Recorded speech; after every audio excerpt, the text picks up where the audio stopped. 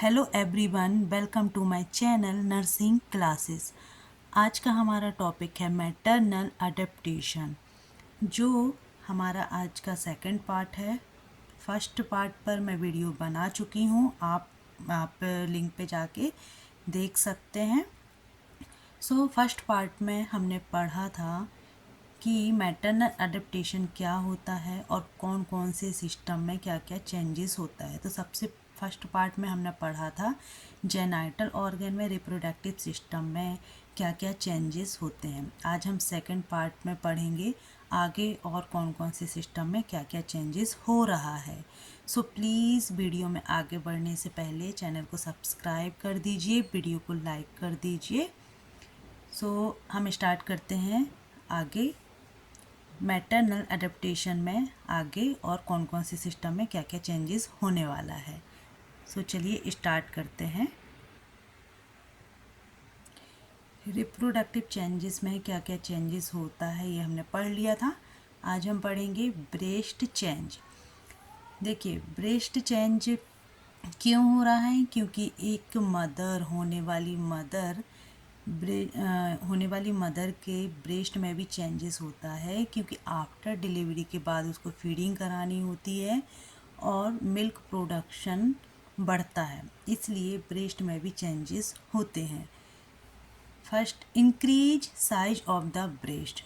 Okay, देखिए, शुरू से ही स्टार्टिंग से ही क्या है, ब्रेस्ट अपने आप को अनुकूल बनाते हैं किसके? होने वाली बेबी की। क्यों? क्योंकि मिल्क प्रोडक्शन बढ़ाना है ना, मिल्क की आपूर्ति करना है, इसलिए क्या हो रहा है यहाँ पे, increase size of the breast, breast का साइज बढ़ रहा है जिसमें कि ज़्यादा से ज़्यादा मिल्क का प्रोडक्शन हो सके। साथ ही क्या हो रहा है, marked hypertrophy and proliferation of the duct. Hypertrophy का मीनिंग यहाँ पे क्या है? ब्रेस्ट के सेल का साइज बढ़ रहा है, उसे हाइपरट्रॉफी कहते हैं। ठीक, प्रोलिफरेशन हो रहा है। प्रोलिफरेशन किस चीज़ का हो रहा है? जो डक्ट हैं, ब्रेस्ट में जो डक्ट होती हैं वो, उसमें भी क्या हो रहा है? फैलाव हो रहा है। क्यों? क्योंकि वो बढ़ेंगी तभी उसमें मिल्क इकट्ठा हो पाएगा। और ये क्यों हो रहा है? ईस्ट्रोजन और प्रोजेस्टेरोन जो हार्मोन्स रिलीज हो रहे हैं, उस कारण से ब्रेस्ट में चेंजेस हो रहा है। Then vascularity is increased, blood vessels का इंक्रीज होना, जिसमें कि जैसे ही ब्लड वेसल्स इंक्रीज होंगी उसमें क्या होगी, ब्लड सप्लाई भी बढ़ जाएगी। क्या हो रहा है यहाँ पे, vascularity is increase. Then the nipple become larger, जो निप्पल हैं वो लार्ज हो रहे हैं, इरेक्टाइल हो रहे हैं, इरेक्टाइल मीन्स शार्प हो रहे हैं, एंड डीपली पिगमेंटेड, जो निप्पल है वो लार्ज हो रहे हैं, शार्प हो रहे हैं, पिगमेंटेड हो रहे हैं। मैंने आपको पहले भी बताया है पिगमेंटेड क्यों हो रहे हैं। हार्मोन्स रिलीज हो रहा है, ईस्ट्रोजन हार्मोन्स रिलीज हो रहा है, जो अपने साथ क्या कर रहा है, मेलेनिन को भी रिलीज कर रहा है, जिस कारण से क्या होगा, डीपली पिगमेंटेड हो जाएंगे निप्पल भी। Then areola darken and pigmented. Okay, areola, nipple के आसपास जो चारों तरफ डार्क ब्लैक पार्ट है वो और डार्क एंड पिगमेंटेड हो जाता है, उसमें भी क्या होता है, पिगमेंटेशन बढ़ जाता है। अच्छा, यहाँ पे एरियोला के जो आसपास है उसमें क्या होता है, मोंटगोमेरी ट्यूबरकल्स होते हैं, जो 12 to 20 होते हैं संख्या में, वही पिगमेंटेड होते हैं। अच्छा, उसमें क्या होता है, सीबेसियस ग्लैंड होती हैं जो ऑयल सब्सटेंस सेक्रीशन करती हैं, मतलब उसमें एक ऑयली सेक्रीशन होता है जिसमें कि निप्पल में और एरियोला में मॉइस्ट बना रहे, और इसलिए अपना साइज भी बढ़ाता है निप्पल, है ना। और एरियोला भी क्या होता है, डार्क पिगमेंटेड हो जाता है। देन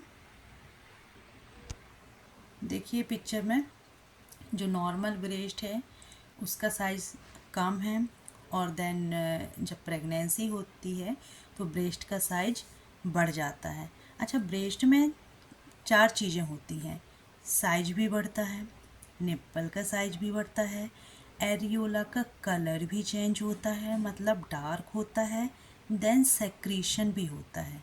अच्छा, सेक्रीशन में क्या होता है, कोलेस्ट्रम कोलेस्ट्रम होता है, जो सेक्रीशन होता है, मोस्टली 1 या 2 ड्रॉप सेक्रीशन होता है, और वो होता है 12 to 16 वीक के आसपास।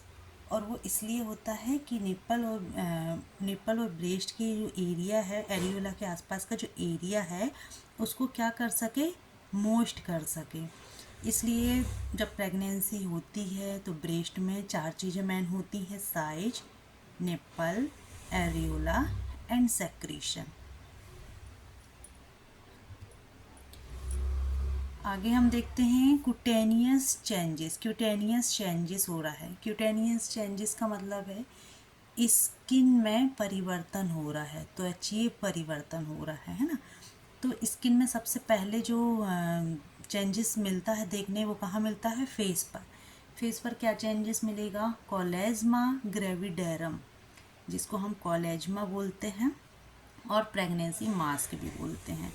An extreme form of pigmentation around the cheek. Okay, यह चीक पर दिखाई देता है, फोर हेड पर दिखाई देता है, एंड आइज के आसपास दिखाई देता है ना। उसको हम बोल सकते हैं बटरफ्लाई साइन भी कहते हैं। Then abdomen. एब्डोमेन में क्या हो रहा है, लीनिया निग्रा। लीनिया निग्रा क्या है, a brownish black pigmented area in the middle stretching from the xiphisternum to the symphysis pubis. जो लीनिया निग्रा है वो नॉर्मली भी टमी में क्या रहती है, प्रेजेंट रहती है, बट प्रेगनेंसी में इसका कलर ब्लैक हो जाता है, ब्राउनिश हो जाता है, डार्क हो जाता है, और यह स्टार्ट होती है जीपी स्टर्नम से लेकर सिम्फाइसिस प्यूबिस तक। जो एक लंबी लाइन होती है वो हमको दिखाई देती है। जब हम एएनसी एग्जामिनेशन करते हैं, उसमें एब्डोमिनल एग्जामिनेशन करते हैं, तो हमको वो ऊपर से ही विजुअल हो जाती है। देन स्ट्राई ग्रेविडारम। स्ट्राई ग्रेविडारम को हम नॉर्मली बोलते हैं स्ट्रेच मार्क, जो पिंक कलर के होते हैं, और उसको हम बोलते हैं sign of pregnancy. And striae albicans.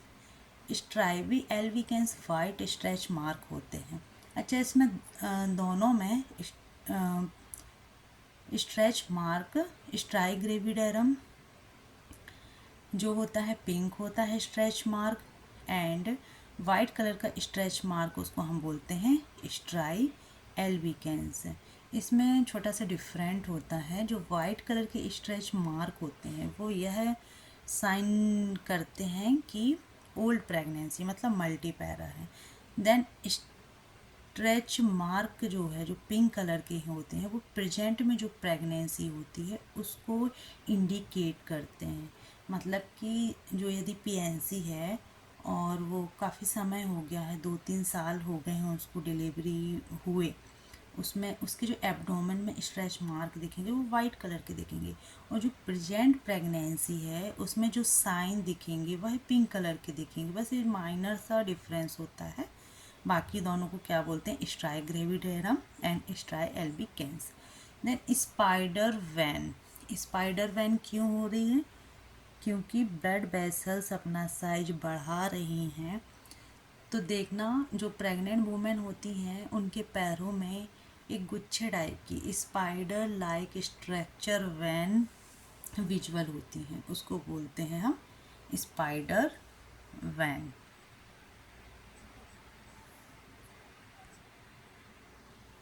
देखिए पिक्चर में मेलाज्मा ब्लेमिसिस दिख रहा है जो स्किन में होता है, लीनिया निग्रा दिख रही है जो टमी में प्रेजेंट होती है, then stretch mark.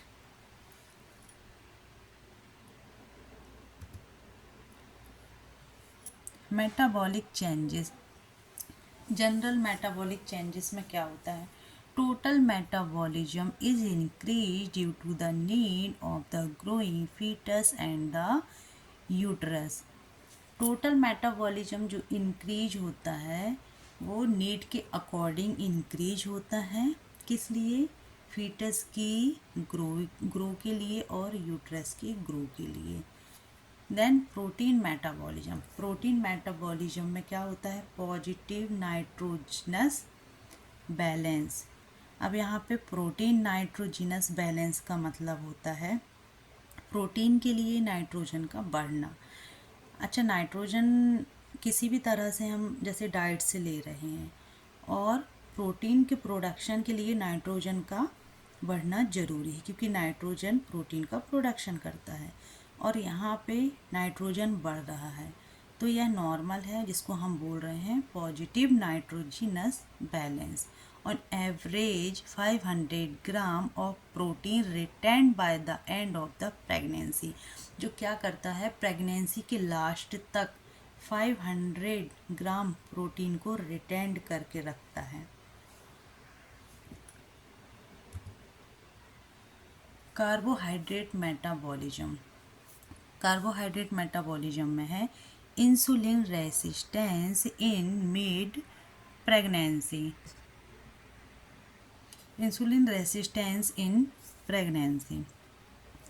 Mid pregnancy में इंसुलिन कम होता है क्योंकि इंसुलिन के कम होने से ग्लूकोज लेवल बढ़ता है।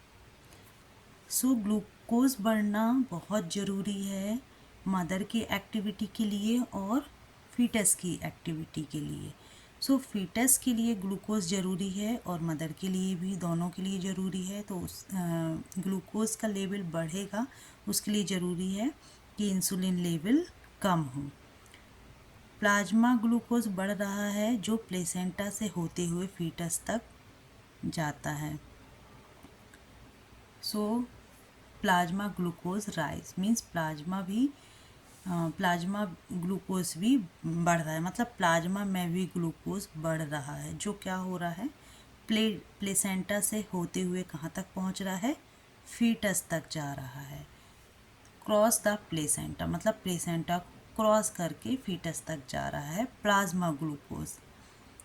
Foetus uses as primary energy provide करता है किसको? फीटस को। सो सफिशिएंट ग्लूकोज मदर को चाहिए और फीटस को भी चाहिए ऑल एक्टिविटी के लिए। इसलिए यहाँ पे क्या हो रहा है? इंसुलिन रेसिस्टेंस हो रहा है in mid pregnancy. Plasma glucose rise हो रहा है, प्लाज्मा ग्लूकोज भी बढ़ रहा है। क्रॉस द प्लेसेंटा मतलब प्लेसेंटा से क्रॉस करके फीटस तक जा रहा है। देन फीटस क्या कर रहा है? इससे एनर्जी पा रहा है, एनर्जी प्राप्त कर रहा है। Fat metabolism an average of 3-4 kg of fat is stored during pregnancy, mostly in the abdominal wall, breast, hips and thigh. देखिए नॉर्मल प्रेगनेंसी में वेट तो बढ़ता ही है, बट जो फैट है, जो एक्स्ट्रा फैट जो है, क्योंकि एक मदर के अंदर सारे चेंजेस हो रहे हैं तो उसके साथ साथ फैट भी बढ़ेगा। जो एक्स्ट्रा फैट होता है वो कितना बढ़ रहा है यहाँ पे? 3-4 kg। और कहाँ कहाँ बढ़ रहा है? एब्डोमिनल वॉल, ब्रेस्ट पर बढ़ेगा, हिप में बढ़ेगा एंड थाई पर। सो ये एक्स्ट्रा वेट है मदर का जो नॉर्मली हर वूमेन में बढ़ता है। लिपिड मेटाबॉलिज्म भी यहाँ पे बढ़ रहा है। HDL level increase by 50%। Lipid metabolism कितना बढ़ रहा है? 50% तक बढ़ रहा है यहाँ पे। HDL का मतलब यहाँ पर है हाइपरलिपिडीमिया।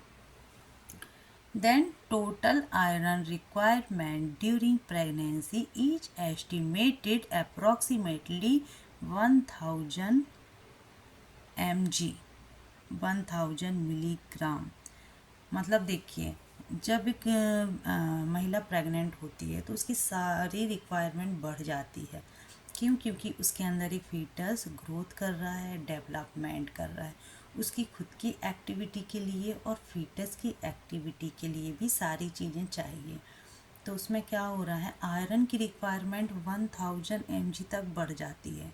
मोस्टली यह थर्ड ट्राइमेस्टर में बढ़ जाती है आयरन की requirement. Then maternal weight gain, जो मैटरनल प्रेगनेंसी में वेट गेन करती है वो कितना करती है? Total weight gain during pregnancy is 12 to 14 kg।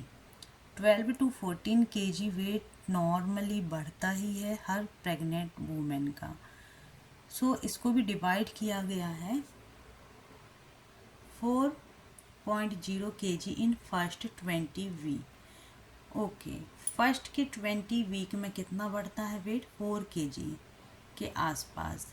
Then 8.5 kg in second 20 week, 0.4 kg per week. Okay, after 20 week के बाद कितना बढ़ता है? 8.5 kg इन सेकेंड ट्राइमेस्टर में वेट बढ़ रहा है, जो कितना बढ़ रहा है? 0.4 kg पर वीक बढ़ रहा है। इन ब्रेस्ट का कितना बढ़ रहा है? 0.5 kg weight gain. Then fat कितना है? 3.5 kg के आसपास। आगे देखेंगे प्लेसेंटा का कितना वेट बढ़ रहा है? 0.6 kg के आसपास। फीटस का बढ़ रहा है 3.4 kg के आसपास। एमनियोटिक फ्लूइड का जो वेट है वह कितना होता है? 0.6 kg। यूट्रस का वेट बढ़ रहा है यहाँ पे 0.9 kg। ब्लड वॉल्यूम, जो ब्लड वॉल्यूम है वो भी बढ़ती है बॉडी में, क्योंकि ब्लड सर्कुलेशन बढ़ता है। हार्ट, मदर के हार्ट को ज़्यादा काम करना पड़ता है और जल्दी जल्दी काम करना पड़ता है। सो ब्लड वॉल्यूम भी बढ़ रही है उसमें। कितनी बढ़ रही है? 1.5 kg। Then extra cellular fluid भी कितना बढ़ रहा है? 1 kg।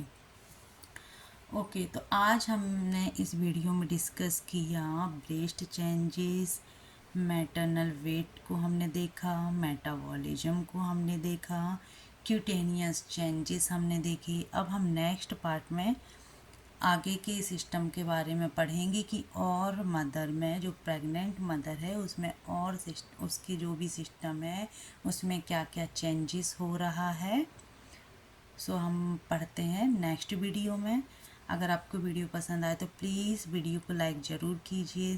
Thank you.